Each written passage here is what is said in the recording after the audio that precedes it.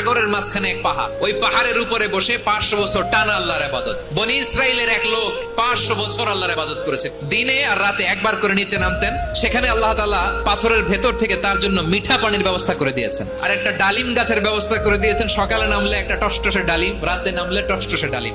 এগুলো খেয়ে খেয়ে 500 বছর সে আল্লাহর ইবাদত করেছে।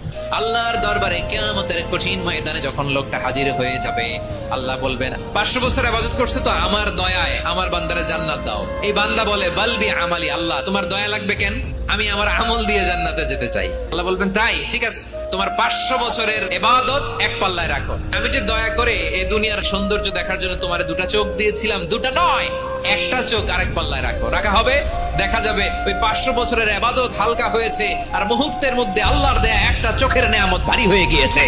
এবার ফলাফল দেখো, হিসাব বলে তুমি এখন জাহান্নামে যাবা। এবার লোকটা কাচুমাচু করে বলে, এবার আমি বুঝতে পেরেছি তোমার দয়া ছাড়া দুনিয়ায় কেউ জান্নাতে যেতে পারবে না।